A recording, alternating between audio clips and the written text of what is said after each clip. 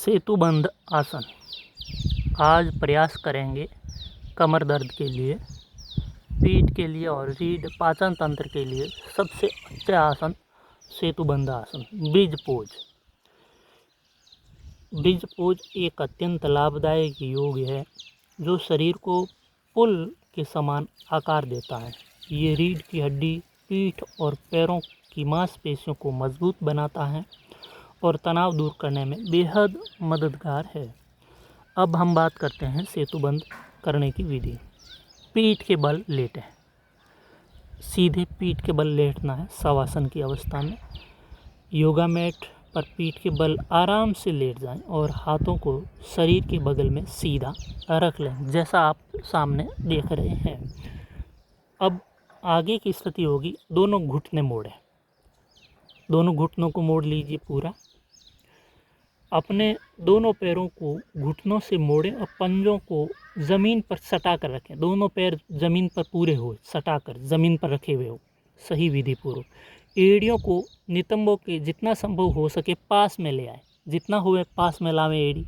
हाँ, अब टखनों को पकड़ें। टखने एड़ी के ऊपर का भाग जो टखना है उसको पकड़ लेवें। हाथों से, दोनों हाथों से प्रॉपर पकड़ लें।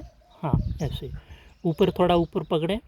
हाँ, यहाँ से अपने दोनों हाथों से दोनों पैरों के टखनों को मजबूती से पकड़ लें। कमर को उठाएं। अब कमर को ऊपर उठाना है। गहरी सांस अंदर भर लें और धीरे धीरे अपने कूल्हों और कमर को ऊपर की ओर उठाएं। श्वास अंदर भरना है, कूल्हे और कमर ऊपर उठेगी, कंधे जमीन पर रहेंगे। फिर अंतिम अवस्था, अपने कंधों और सिर से लगे होने चाहिए।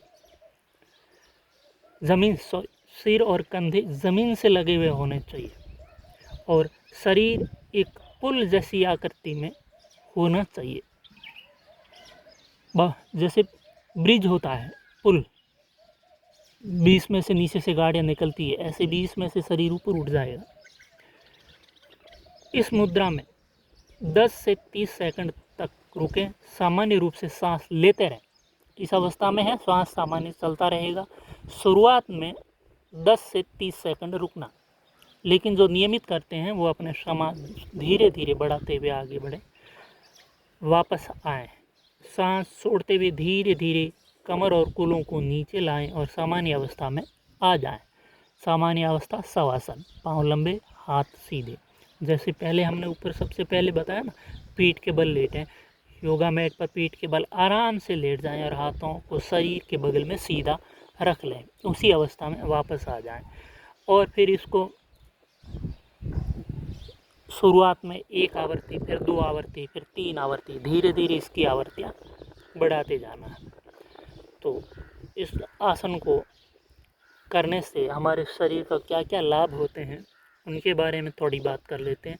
पीठ दर्द में आराम, रीढ़ की हड्डी में खिंचाव लाता है और पीठ के दर्द व थकान से राहत देता है।